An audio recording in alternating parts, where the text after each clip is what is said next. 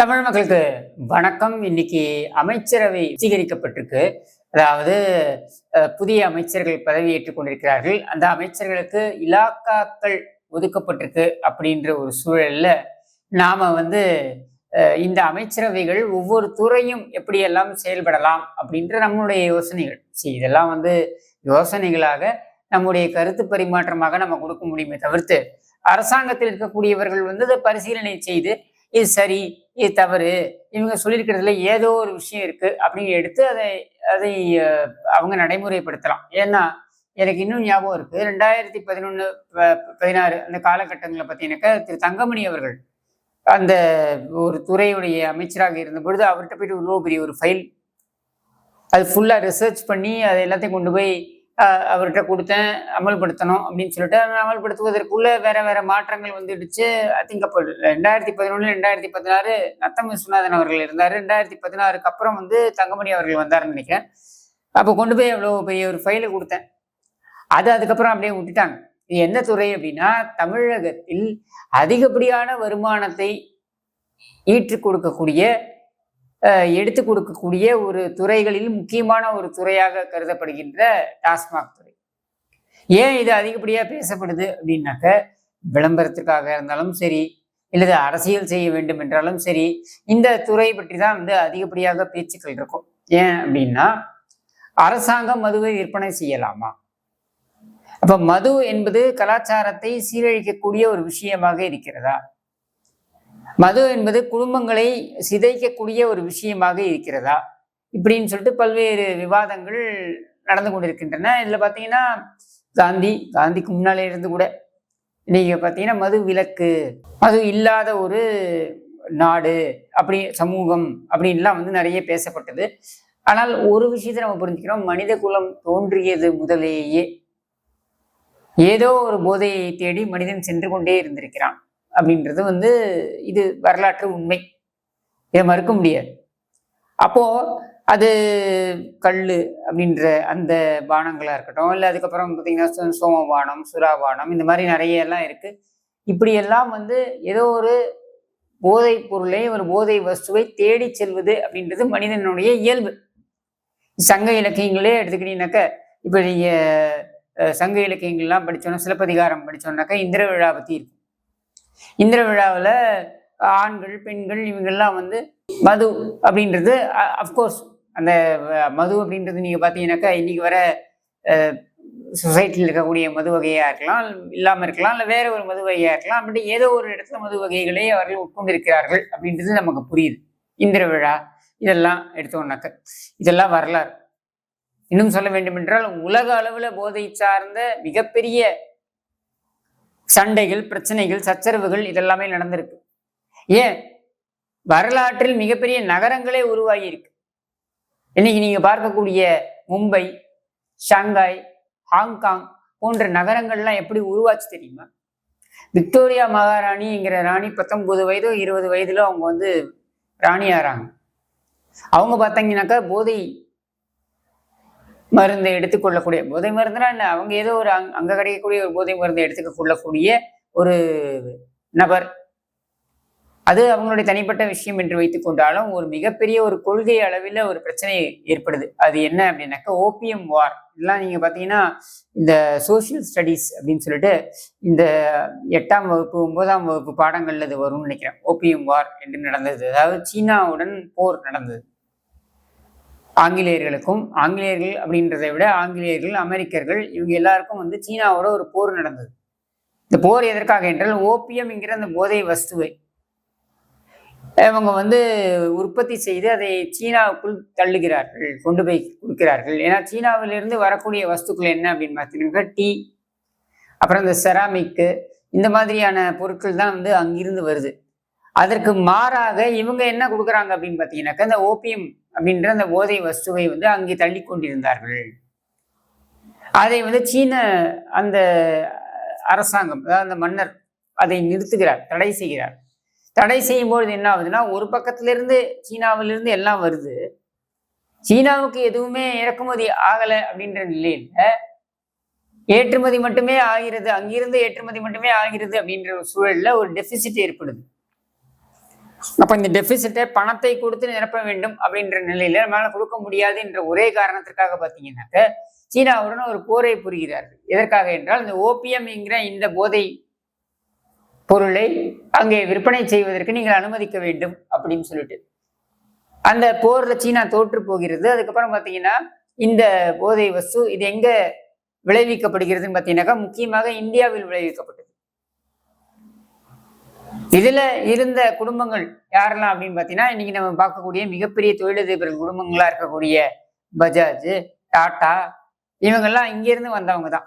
இந்த ஓபியம் என்கிற போதை அந்த செடியை வளர்த்து கொண்டு வந்தவர்கள் தான். இது ஒரு பெரிய ஒரு வரலாறு. அதுலேயும் பார்த்தீங்கன்னாக்கா அதாவது முகலாய மன்னர்கள் ஆட்சி காலத்துல சூரத் அதுதான் நம்மளுடைய வர்த்தக தலைநகரமாக இருந்தது. அதிலிருந்து மும்பை எப்படி உருவானது அப்படின்னு பார்த்தீங்கன்னாக்கா இந்த ஓபியம் என்கிற அந்த போதை வஸ்துவை மையமாக வைத்துதான் உருவானது. டேவிட் சசூன் நீங்க எடுத்து பாருங்க, யார் மும்பையுடைய தந்தை யார் அப்படின்னு பார்த்தீங்கன்னாக்கா டேவிட் சசூன் என்கிற ஒரு யூதர். இங்க ஈரானோ அங்கே பிறந்தவர் நினைக்கிறேன். அவர் தான் மும்பையை உருவாக்கினார். மும்பை மட்டும் இல்லை, மும்பை, ஷாங்காய், ஹாங்காங் போன்ற இடங்களை எல்லாம் உருவாக்கினார். இதெல்லாம் எங்கிருந்து உருவாகிறது என்றால் இந்த ஓபியம் என்கிற விற்பனை, இந்த போதை மருந்து விற்பனையிலிருந்து வரக்கூடிய வருமானத்தை வைத்து உருவானது தான்.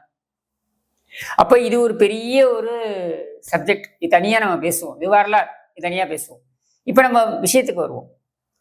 தமிழ்நாட்டுல டாஸ்மாக் இருக்கிறது, டாஸ்மாக் பற்றி நிறைய பேச்சுக்கள் இருக்கிறது. ஒவ்வொரு மாநிலத்திலையும் பார்த்தீங்கன்னாக்கா தனியார் தான் இந்த ஆல்கஹால் அப்படின்ற அந்த போதை இதை விற்பனை செய்து கொண்டிருக்கிறார்கள். அது போதை அப்படின்னு சொல்ல முடியாது, அது மதுபானத்தை விற்பனை செய்கிறார்கள் அப்படின்னு எடுத்துட்டு போவோமே. ஆனால் தமிழ்நாட்டில் பார்த்தீங்கன்னாக்க அரசாங்கமே அந்த சில்லறை விற்பனையில் ஈடுபட்டு கொண்டிருக்கிறது. இந்தியா முழுக்க இந்த மொத்த கொள்முதல் அப்படின்ற அந்த ஹோல்சேல் பர்ச்சேஸ் இருக்கு இல்லையா, அதாவது இந்த மதுபானங்களை தயாரிக்கின்ற நிறுவனங்களிலிருந்து கொள்முதல் செய்து விற்பனை செய்கிறது இருக்கு இல்லையா, அதை இந்தியா முழுக்க அரசாங்கம் தான் செய்கிறது.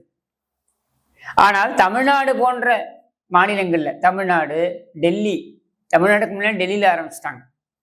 இங்கெல்லாம் என்னன்னா அரசாங்கமே சில்லறை விற்பனையிலும் ஈடுபடுகிறது. அதற்கு பின்னால் ஒரு சிந்தனை இருக்கிறது. அது என்ன அப்படின்னா வருமானம் மட்டும் கிடையாது, மிகப்பெரிய ஒரு சிந்தனை இதுல என்ன இருந்ததுன்னா, நீங்க இந்த கடைகள், இந்த மதுபான கடைகள் யார் நடத்தி கொண்டு இருந்தார்கள்? 2002 தான் அந்த டாஸ்மாக் சில்லறை விற்பனையிலையும் வராங்க. 1980களில் உருவாக்கப்பட்ட டாஸ்மாக் என்பது சில்லறை விற்பனையும் எப்போ வருது அப்படின்னாக்கா 2002 தான் வராங்க. இது 2002 வருவதற்கான காரணம் என்ன அப்படின்னு பார்த்தீங்கன்னா, அப்போ ஒரு நோட் போட்டு கொடுக்குறாங்க. அப்போ ஜெயலலிதா அவர்கள் முதலமைச்சராக இருக்கிறார். அவங்களுக்கு ஒரு நோட் போட்டு கொடுக்குறாங்க. சேலத்துல தான் அந்த ஆய்வு நடத்தப்படுகிறது, ஒரு மதுபான கடையில ஆய்வு நடத்தப்படுகிறது. என்னன்னா, இந்த மதுபான கடைகள்ல இந்த விற்பனையின் மூலம், சில்லறை விற்பனையின் மூலம் வரக்கூடிய லாபம் இருக்கு இல்லையா, இந்த லாபம் என்பது கணிசமாக இருக்கிறது. இது ஒரு பக்கம். ரெண்டாவது என்னன்னா, இந்த மதுபான கடைகளை யார் நடத்துறாங்கன்னு பாத்தீங்கன்னா அங்கங்க இருக்கக்கூடிய லோக்கல் தாதா நடத்துறான். அவன் பாத்தீங்கன்னா 100 கடை, 150 கடை அப்படின்னு வச்சிருக்கான். இந்த 100 கடை 150 கடையில இருந்து வரக்கூடிய வருமானம் இருக்கு பாருங்க, இதை வச்சு இவனுடைய கேங்கை இவன் வளர்க்குறான். இது நாளைக்கு இன்னும் பெரிய சட்டம் ஒழுங்கு பிரச்சனையே ஏற்படுத்துது. அப்போ இந்த மதுபானம் அப்படின்றதுடைய விற்பனையை வைத்து இந்த தனியார் நபர்கள் இவர்களுடைய இந்த கேங், அதாவது இந்த ரவுடி கூட்டத்தை உருவாக்குவதற்கு நாம துணை போனோமா அப்படின்ற கேள்வி வருது. அடுத்து என்னன்னா, இப்ப இந்த வருமானம் தனியாருக்கு போகாம, இப்ப இந்த 100-150 கடையை வச்சு நடத்திட்டு இருக்க இந்த ஒரு இடத்துலயும் ஒரு டான் இருக்கான் இல்லையா, இந்த டானுக்கெல்லாம் போகாம இது அரசாங்கத்திற்கே வந்தால் ரெண்டு விஷயம் என்னன்னா, அரசாங்கத்தால தங்களுடைய திட்டங்களை நிறைவேற்ற முடியும். ரெண்டாவது, இந்த டான்களுக்கு போகக்கூடிய காசு அப்படின்றது தடுத்து நிறுத்த முடியும். அதனால் குற்றச் செயல்கள் குறையும் அப்படின்றதுதான். இது ரெண்டு தான் யோசனை. சரியா? இது சரி தவறு அப்படின்ற விவாதங்களை தனியா வைப்போம். யோசனை இதுதான்.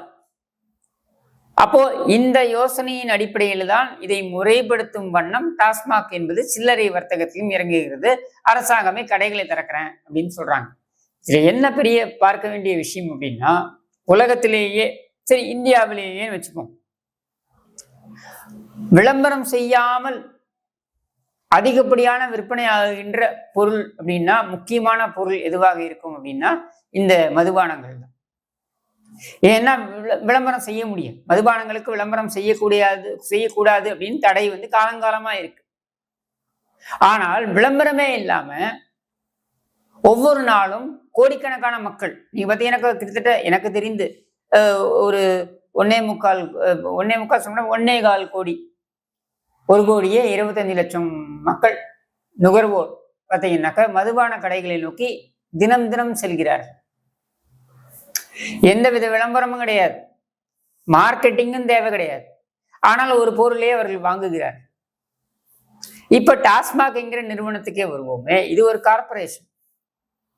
இப்ப டாஸ்மாக் என்கிற கார்பரேஷன் ஒரு நிறுவனம், ஒரு வர்த்தக நிறுவனமாகத்தான் பார்க்க வேண்டும்.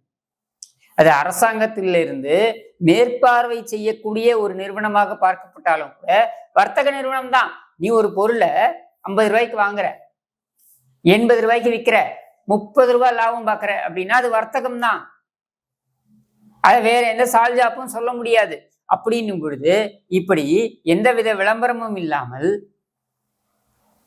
எந்தவித யுக்தியும் இல்லாமல் மக்கள் தானாக மனமுவந்து வாங்கக்கூடிய ஒரு பொருள் அப்படின்னு இருக்கு இல்லையா, இந்த பொருளை நீங்கள் விற்பனை செய்யும் பொழுது இதில் என்னென்ன மேற்பார்வைகள் செய்ய வேண்டும் அப்படின்னு இருக்கு இல்லையா, இதை இதுவரையில் இந்த துறையில் அமர்ந்த எந்த அமைச்சரும் பார்த்ததாக நான் கருதல. எங்கேயாவது கேள்விப்பட்டிருக்கீங்களா? இதுவரைக்கும் இருக்கக்கூடிய அமைச்சர்கள், இதை பெரிய காமெடி என்னன்னா, டாஸ்மாக் துறையும் ஒரே அமைச்சர், மது விலக்கு, அதாவது மதுவை உட்கொள்ளக்கூடாது என்பதற்கு விழிப்புணர்வு ஏற்படுத்த வேண்டும் என்பதற்காக ஏற்படுத்தப்பட்டிருக்கின்ற துறையும் ஒரே அமைச்சர். இந்த முரண்பாடும் இருந்திருக்கிறது. சரியா? அப்போ இங்க ஏதாவது ஒரு அமைச்சர் இதுவரையில் இந்த மதுபானம் எங்கிருந்து உற்பத்தி ஆகிறது? இது தொழிற்கூடத்திலையும் உற்பத்தி ஆகுது. தொழிற்கூடத்திலிருந்து பார்த்தீங்கன்னாக்கா மதுபான மொத்த குடவுனுக்கு வருது, குடவுன்ல இருந்து பார்த்தீங்கன்னாக்கா சில்லறை கடைகளுக்கு வருது, கடையிலிருந்து விற்பனை ஆகுது. இதுதான் அதோடைய ப்ரொசீஜர். அப்படின்னு பார்க்கும் பொழுது இதுல தொழிற்கூடத்திற்கு சென்று நீங்கள் எப்படி இதை தயாரிக்கிறீர்கள், எதன் அடிப்படையில் தயாரிக்கிறீர்கள் அப்படின்னு ஏதாவது ஒரு அமைச்சர் போய் ஆய்வு நடத்திய எங்காவது ஏதாவது ஒரு புகைப்படத்தை பார்த்திருக்கீங்களா? பார்த்திருக்க மாட்டீங்க. இதுல கூத்து என்னன்னா, அது திமுகவா இருக்கட்டும் அதிமுகவா இருக்கட்டும், இவங்களே தயாரிப்பாங்க, இவங்களே கொள்முதல் செய்வாங்க. உதாரணத்திற்கு பார்த்தீங்கன்னாக்கா மிடாஸ், அதிமுக காலத்துல, நான் சொல்றது ஜெயலலிதா அவர்கள் காலத்துல மிடாஸ்ங்கிற நிறுவனம் அவங்க உற்பத்தி பண்ணுவாங்க.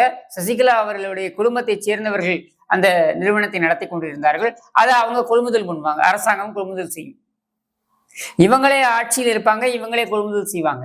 அப்படியே எடுத்துக்கோங்க திமுக ஆட்சி காலத்துல நீங்க பாத்தீங்கன்னாக்க டிஆர் பாலு, இந்த வளர்ந்து கேட்டவன் இருந்தான் பாருங்க அமைச்சரா, அவன் மன்னார்குடியில அங்க வச்சிருக்கான்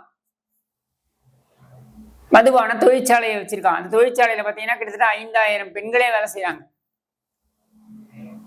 அப்போ அங்க இருந்து கொள்முதல் செய்வது யார் அப்படின்னா அரசாங்கமே. இவன் தொழில்துறை அமைச்சர், இதே அரசாங்கம் இவனுடைய நிறுவனத்திலிருந்தே மதுபானத்தை கொள்முதல் செய்யும் என்றால் இதில் எந்த விதமான வழிகாட்டுதல்கள் அல்லது விதிமுறைகள் பின்பற்றப்பட்டிருக்கும் அப்படின்றது கேள்வி. இதற்கு பதிலே கிடையாது, யாரிடமும் பதில் இருக்காது.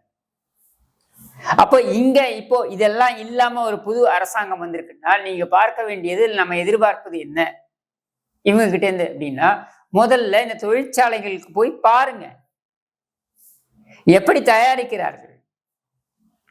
அதுல மிகப்பெரிய ஒரு அரசியல் இருக்கு. இந்த மதுபானத்திற்கு மூலப்பொருளா இருக்கக்கூடியது என்ன அப்படின்னு பார்த்தீங்கன்னா இந்த கரும்பு சக்கை. அந்த கரும்பு சக்கை அப்படின்றது என்னன்னாக்க அந்த சர்க்கரை உற்பத்திக்காக பயன்படுத்தக்கூடிய கரும்பு அதோடைய சக்கை இருக்கு இல்லையா, அதை எடுத்து அதிலிருந்து இந்த ஆல்கஹால் தயாரிக்கப்படுகிறது அப்படின்னு சொல்லப்படுகிறது. அப்போ அது ஒரு பெரிய பிசினஸ். அதுக்கு பின்னால மிகப்பெரிய ஒரு அரசியல் இருக்கு. அப்ப இதையெல்லாம் கருத்துல எடுத்துக்கணும். இப்போ ஒரு அமைச்சராக வந்து அமரக்கூடியவர் என்ன செய்யணும்? முதல்ல ஆய்வு நடத்தணும். என்ன ஆய்வு தெரியுமா? நுகர்வோர் யார்? ஏன்னா நீங்க 50,000 60,000 கோடி ரூபாய் நிதி புழங்கக்கூடிய ஒரு துறை, எந்த விளம்பரமும் இல்லாமல் நிதி புழங்கக்கூடிய ஒரு துறை என்கிற பொழுது, அதுவும் அது உங்களுக்கு வருவாயை ஈட்டி கொடுக்கக்கூடிய ஒரு துறை என்கிற பொழுது நீங்கள் அதை ஆய்வு செய்ய வேண்டாமா? யார் நுகர்வோர், யார் வாங்குறாங்க? இங்க ரூரல் அர்பன், அதாவது நகர்ப்புறங்கள்ல யார் எப்படி மதுபானங்களை வந்து உட்கொள்கிறார்கள், கிராமப்புறங்களில் எப்படி உட்கொள்கிறார்கள், இதையெல்லாம் வந்து ஆய்வு நடத்தும். உதாரணத்துக்கு பார்த்தீங்கன்னா நகர்ப்புறங்கள்ல நிறைய இந்த பியர் இது போன்ற வெரைட்டி IMFLன்னு சொல்லுவாங்க, அதாவது இந்தியன் மேட் ஃபாரின் லிக்கர், வெளிநாட்டு பிராண்டு இங்கேயே தயார் செய்யக்கூடியது வந்து நிறைய விற்பனை ஆகும் இங்க நகர்ப்புறங்கள்ல. கிராமப்புறங்கள்ல போனீங்கன்னாக்க அங்க இந்த 160 ரூபாய் 180 ரூபாய் 200 ரூபாய் இருக்கக்கூடிய அந்த வகை மதுபானங்கள் விற்பனையாகும். அப்போ இந்த உட்கொள்ளுதல் எப்படிப்பட்டது, இந்த தன்மை எப்படிப்பட்டது அப்படின்றத முதல்ல அசஸ் பண்ணணும். அடுத்து எந்தெந்த பொருளாதார நிலைகளில் இருக்கக்கூடியவர்கள் எப்படியெல்லாம் இதை உட்கொள்கிறார்கள் அப்படின்றத அசஸ் பண்ணணும். உதாரணத்திற்கு ஒருவர் வந்து 10 மணி நேரம் 15 மணி நேரம் மூட்டை தூக்குறாருன்னு வைங்க, அவ அசதிக்கு அவன் கண்டிப்பாக மது அருந்துவா. அப்படி இருக்கக்கூடியவர்களுடைய பேட்டர்ன் என்ன, அவங்க எதையெல்லாம் உட்கொள்கிறார்கள்? அடுத்து இந்த பொருளாதாரத்தில் கீழ்நிலையில் இருக்கக்கூடியவர்கள் எப்படி உட்கொள்கிறார்கள், அப்புறம் நடுத்தர வர்க்கத்தினர் எப்படி உட்கொள்கிறார்கள், மேல் மட்டத்தில் இருக்கக்கூடியவங்க எப்படி உட்கொள்கிறார்கள், இங்கெல்லாம் என்னென்ன பிரச்சனைகள் இருக்கின்ற இதையெல்லாம் ஆய்வு செய்யும். ஆய்வு செய்து உங்கள்கிட்ட தகவல்கள் இருக்கணும். அந்த ஆய்வின் அடிப்படையில நீங்க என்ன பண்ணணும், இதையெல்லாம் எப்படி அணுகுவது. ஏன்னா மதுவை நிறுத்த முடியாது, தடை செய்ய முடியாது, அந்த விற்பனை இருக்கும். ஆனால் இந்த விற்பனையை எப்படி முறைப்படுத்துவது அப்படின்றத நீங்கள் நோக்கமாக எடுத்து இந்த அரசாங்கம் அதை கையில் எடுக்கும். அதனால் அடிப்படையில் தான் வந்து டாஸ்மாக் என்பது சில்லறை விற்பனையில் நுழைந்திருக்கிறது என்றால், இதையெல்லாம் நீங்கள் எடுத்து படிச்சு இந்த ஆய்வை எடுத்து வச்சு இதுல யார் யார் என்னென்ன காரணங்களுக்காக எப்படியெல்லாம் நுகர்வோர் இருக்கிறார்கள், இவர்களுடைய இந்த உட்கொள்ளுதல் அப்படின்றதை எப்படி கணிப்பது, இதில் எந்த தரப்பை குறைப்பது, எப்படி குறைப்பது, இதெல்லாம் ஒரு பக்கம். இது மதுவிலக்கு துறை செய்ய வேண்டிய வேலை. ஆனால் டாஸ்மாக் துறை செய்ய வேண்டிய வேலை என்ன? உனக்கு இவ்வளவு நுகர்வோர் இருக்காங்க இல்லையா, இந்த நுகர்வோரை எப்படி நீ கவனிக்க போற? சாதாரணமான ஒரு விஷயம் சொல்றேன். 1960களில் நினைக்கிறேன், டொபாக்கோ, அதாவது புகைப்பிடிக்கக்கூடிய புகையிலை, அந்த புகையிலை அந்த சிகரெட்டு, இந்த நிறுவனங்கள் மீது வழக்கு தொடரப்பட்டது. எத்தனையோ $1000 கோடி பார்த்தீங்கன்னாக்க நஷ்டஈடு வழங்கப்பட்டது. அது போல இன்னைக்கு டாஸ்மாக் மேல வழக்கு போட்டா பல்லாயிரம் கோடி ரூபாய் நஷ்டஈடு வழங்க வேண்டிய நிலைக்கு தமிழக அரசாங்கம் தள்ளப்படும். ஏனென்றால் இங்க வந்து ஒரு தரமற்ற மதுபானங்கள் மக்களுக்கு வழங்கப்படுகிறது அப்படின்ற இந்த குற்றச்சாட்டு இருக்கு பாருங்க. இதற்கு நேரடியான பதில் இதுவரைக்கும் இல்லை. இப்படி நிறைய விஷயங்கள் இருக்கு. சரி, டாஸ்மாக் ஊழியர்கள் இவங்க சொல்றாங்க இல்லையா 10 ரூபாய் வாங்குறாங்க அப்படின்ட்டு. இந்த பாட்டிலுக்கு 10 ரூபாய் வாங்குறது, இதை வந்து ஒரு ஒரு இண்டஸ்ட்ரியாகவே, அதாவது ஒரு தொழிலாகவே மாற்றியது யாருன்னா செந்தில் பாலாஜி. அதில் ஒன்றும் மாற்றுக்கிறது கிடையாது. ஆனால் இவங்க ஏன் வாங்க ஆரம்பிச்சாங்க எக்ஸ்ட்ரா அப்படின்றதுக்குள்ள போனீங்கன்னா, முதல்ல டாஸ்மாக் ஊழியர்களுக்கு ஏதாவது பாதுகாப்பு இருக்கா? அவர்களுக்கு வேலை உத்தரவாதம் இருக்கா? ஒரு நிறுவனத்தில் பணிபுரியக்கூடிய அவர்களுக்கு குறைந்தபட்ச சம்பளம் எவ்வளவு தரணும் அப்படின்ற நிர்ணயங்கள் ஏதாவது செய்யப்பட்டிருக்கா? அவர்களுக்கு ESI PF போன்ற அந்த தொகுப்புகள் எல்லாம் வழங்கப்பட்டிருக்கா? ஒரு நிறுவனத்தில் வேலை செய்யக்கூடியவர்கள் ஒரு 5 பேர் ஒரு கடையில வேலை செய்யறாங்கன்னா குறைந்தபட்சம் அவர்களுக்கு அடிப்படை சுகாதார வசதிகள், கழிப்பறை போன்ற சுகாதார வசதிகள் வழங்கப்பட வேண்டும். இதெல்லாம் பின்பற்றப்பட்டிருக்கா? இப்படி நிறைய கேள்விகள் இருக்கு. இதெல்லாம் இல்லை. இந்த ஊழியர்கள் 10,000க்கும் 11,000 ரூபாய் சம்பளத்துக்கும் அங்க அமர்த்தப்பட்டிருக்கார்கள் பொழுது அவர்கள் இப்படிதான் வாங்குவாங்க. அப்போ இது ஒரு வர்த்தகமா நீங்க செய்ய போறீங்க அப்படின்றத முடிவு பண்ணிட்டீங்க. இதுல இருந்து வரக்கூடிய அந்த வரவை வைத்து நீங்கள் நிறைய திட்டத்தை நிறைவேற்ற போறீங்க. அது தப்பு கிடையாது. ஆனால் நீங்க அதை வர்த்தகமா நடத்த போறீங்கன்னா அதற்கான மரியாதையை கொடுத்தாக வேண்டும். அதே போல அந்த நுகர்வோருடைய பாதுகாப்பு, உங்களுடைய பொருள் அவர்களுடைய அந்த குடும்பத்தை சிதைக்கும், அவர்களுடைய உடல்நலத்தை கெடுக்கும் என்றால், எந்த பொருளுமே உடல்நலத்தை கெடுக்கும்னு ஆர்கியூ பண்ணலாம். ஆனால் ஒரு கட்டத்துக்கு மேல நீங்கள் வைக்கக்கூடிய மூலப்பொருட்கள் என்பது தவறானவையாக இருக்கிறது என்றால் அது சரி செய்ய வேண்டிய அவசியம் இந்த பொருளை தயாரிக்கக்கூடியவர்களுக்கு இருக்கிறது. அப்ப இதெல்லாம் பிக்ஸ் பண்ணணும். அப்போ இது ஒரு பெரிய ஒரு வேலை. சும்மா டாஸ்மாக்ல உட்காந்துக்கிட்டு நான் அமைச்சர்னு சொல்லிட்டு கல்லா கட்டுறது மட்டும் கிடையாது. அல்லது நான் இத்தனை கடைகளை குறைத்து விட்டேன், இத்தனை கடைகளை நான் இல்லாமல் செய்து விட்டேன்றதெல்லாம் கிடையாது. இதுக்கு பின்னாலே இவ்வளவு விஷயங்கள் இருக்கு. அப்ப இதையெல்லாம் ஆய்வு செய்வது யார்? நான் செஞ்சிருக்கேன். இதெல்லாம் ரிசர்ச் பண்ணி எடுத்து இதெல்லாம் என்னென்ன இருக்கு அப்படின்றத எடுத்து வச்சிருக்கேன். ஆர்டிஐல இன்னி வரைக்கும் பாத்தீங்கன்னாக்கா நீங்க போய் எத்தனை கடைகள் இருக்குன்னு கேட்டீங்கன்னாக்கா 4,000 சொச்சம் கடைகள்னு சொல்லுவாங்க, 3,000 சொச்சம் கடைகள்னு சொல்லுவாங்க. எவனுமே எக்ஸாக்ட் நம்பர் எவ்வளவு கடை இருக்குன்னு சொல்ல மாட்டான். இந்த கடைகள்ல என்ன அடிப்படை வசதிகள் இருக்குன்னு கூட சொல்ல மாட்டான். அவன் பாக்குறது என்ன தெரியுமா? அந்த மொத்த கொள்முதல் ஃபேக்டரியில இருந்து இப்போ கிளம்புதுன்னு வைங்க, லோடு கிளம்புது, ஒரு 50 பெட்டி வருதுன்னா இந்த 50 பெட்டி ஒரு கடைக்கு போகுதுன்னா அவ்வளவுதான் அவன் பார்ப்பான் கணக்கு. இந்த பெட்டி அவன் இறக்குறான், இதை இறக்கி வைக்கிறதுக்கு கூலி என்ன, அதெல்லாம் பத்தில அவனுக்கு கவலை கிடையாது. இதையெல்லாம் அந்த கடைக்காரன் பார்த்துக்கணும், இந்த கடையில் இருக்கக்கூடிய ஊழியர்கள் பார்த்துக்கணும். அவன் எங்க இருந்து எடுப்பான் காசு? நீ கொடுக்குற 11 ரூபாய் 12,000 ரூபாய் சம்பளத்துல ஏதாவது செய்ய முடியுமா? அப்போ அவன் பாட்டிலுக்கு அதிகமா வைக்கிறான். இந்த பாட்டிலுக்கு அதிகமா வைக்கிறான்றதை புரிந்து கொண்ட அரசியல்வாதி என்ன பண்றான்? நீ 4 ரூபாய் எடுத்துக்க, 6 ரூபாய் எனக்கு கொடு, 10 ரூபாய் வாங்கிக்க, 4 ரூபாய் நீ எடுத்துக்க, 6 ரூபாய் எனக்கு கொடுன்றான். இப்படிதான் நடந்துகிட்டு இருக்கு. இது திமுக ஆட்சி காலத்துல அடுத்த கட்டத்துக்கு போயிடுச்சு. என்னன்னா, தொழிற்கூடத்துல இருந்தே இப்ப நீங்க ஒரு தொழிற்சாலை இருக்கு, மதுபான தொழிற்சாலை இருக்குன்னா அங்க எக்ஸைஸ்ல இருந்து உட்கார்ந்துருப்பான் அதிகாரிகள், அரசு அதிகாரிகள் முழு நேரமும் உட்கார்ந்துருப்பான். ஒரு பாட்டில் கூட அந்த தொழிற்சாலையிலிருந்து வெளில வர முடியாது அவனுடைய அனுமதி இல்லாம. ஆனால் அதை சரி கட்டுறாங்க. நம்ம பார்த்துருப்போம், 100 பாட்டில் வாங்கி வச்சிருப்பான். என்னைக்காவது ட்ரை டே அன்னைக்கு மது கடைகள் கிடையாதுன்னா அன்னைக்கு கொண்டு போயிட்டு 150 ரூபாய் சரக்கு 200 ரூபாய்க்கு விற்பான். இவன் என்ன பண்ணிட்டான்? திமுக காலத்துல நீங்க 1000 பாட்டில் தயாரிக்கிறீங்கன்னா அதை நீங்க அப்படி கடையில் கொண்டு போகணும், குடோனுக்கு கொண்டு போகணும். அப்படி கொண்டு போறதை தவிர்த்து இன்னொரு 1000 பாட்டில் நீ தயாரிச்சு ஃபேக்டரியில இருந்து டைரக்டா கொண்டு போன்ட்டான். இதைத்தான் பிடிஆர் பழனிவேல் தியாகராஜன் அவர்கள் சொன்னார்கள். 40,000 கோடி வருமானம்னு சொல்றீங்க, 50,000 கோடி வருமானம்னு சொல்றீங்கல்ல, அதற்கு நிகரான இன்னொரு 50,000 கோடி ரூபாய் பொருளாதாரம் கணக்கில் வராமல் நடந்து கொண்டிருக்கிறது அப்படின்னு சொல்லிட்டு எவ்வளவு ஆபத்தான விஷயம் பாருங்க. அப்போ இதையெல்லாம் முறைப்படுத்தணும்னா முதல்ல ஆய்வு தேவை. இதை புரிந்து கொள்ள வேண்டும். இந்த துறை எப்படிப்பட்டது, இந்த துறையில் இருக்கக்கூடிய நடைமுறை சிக்கல்கள் என்ன, பிரச்சனைகள் என்ன, ஆதி முதல் அந்தம் வரை இது எல்லாத்தையும் தெரிஞ்சு வச்சுக்கணும். இதெல்லாம் தெரிஞ்சு வச்சுக்கிட்டு நீங்க ஒரு அமைச்சராக அவங்க போய் உட்கார்ந்தீங்கன்னா இதை சரி செய்ய முடியும். இதிலிருந்து வருவாய் ஈட்ட முடியும்.